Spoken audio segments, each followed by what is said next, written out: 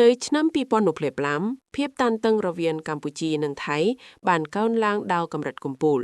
ជំលោះតាមបណ្ដោយព្រំដែនជាពិសេសនៅតំបន់ប្រាសាទបុរាណបានផ្ទុះឡើងជាញឹកញាប់ប្រជាជនទាំងសងខាងមានការព្រួយបារម្ភយ៉ាងខ្លាំងខណៈដែលទាហានត្រូវបានប្រមូលផ្តុំគ្នានៅភ្នំពេញលោកនាយករដ្ឋមន្ត្រីបានថ្លែងទៅកាន់ប្រជាជាតិទាំងមូល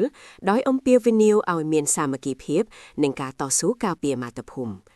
ទូរទស្សន៍បានផ្សាយផ្ទាល់នៅសន្ទរកថារបស់លោកដែលពោរពេញដោយក្តីសង្ឃឹមនិងការបដិញ្ញាចិត្តការបេះទង្គិចគ្នាដោយប្រដាប់អាវុធបានចាប់ផ្ដើមនៅតំបន់ព្រំដែនភាគខាងលិចកងទ័ពជើងកោះកម្ពុជាបានប្រើប្រាស់យុទ្ធសាស្ត្រការពារយ៉ាងរឹងមាំដោយមានការគាំទ្រពីកងកម្លាំងពិសេសរដ្ឋក្រោះនិងកំភើងធំត្រូវបានដាក់ពង្រាយប្រជាពលរដ្ឋទូទៅបានរួមចំណែកយ៉ាងសកម្មយុវជនស្ម័គ្រចិត្តបានជួយវេកខ្ចប់គ្រឿងឧបភោគបរិភោគនិងសម្ភារៈពេទ្យសម្រាប់ទាហាននៅជួរមុខស្ត្រីចំណាស់បានដេរភួយនិងសម្លៀកបំពាក់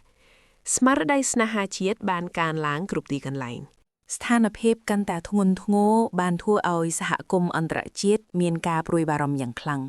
អង្គការសហប្រជាជាតិនិងបណ្ដាប្រទេសក្នុងតំបន់បានអំពាវនាវឲ្យភាគីទាំងពីររក្សាភាពស្ងប់ស្ងាត់និងចាប់ផ្ដើមការចរចាដោយសន្តិវិធីជាបន្ទាន់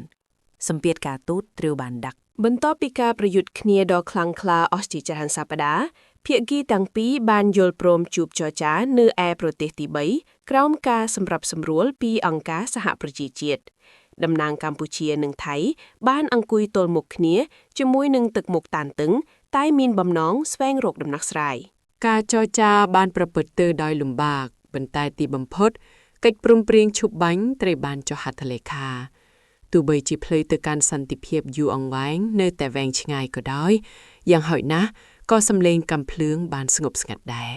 ប្រជាជនសង្ឃឹមថាចំនួននេះនឹងបញ្ចប់ជារៀងរហូតបន្ទាប់ពីការចុះហត្ថលេខាលើកិច្ចព្រមព្រៀងឈប់បាញ់ប្រជាជនទាំងសងខាងនៃព្រំដែនបានដកដង្ហើមធូរស្រាលសំឡេងក្របកាំភ្លើងបានស្ងប់ស្ងាត់ជំនួសដោយសំឡេងសន្តិភាពដ៏ផុសផុលទាហានជាច្រើនបានវិលត្រឡប់មកតែវិញជួបជុំគ្រួសាររីឯអ្នកស្ម័គ្រចិត្តក៏បន្តជួយដល់តំបន់រងគ្រោះ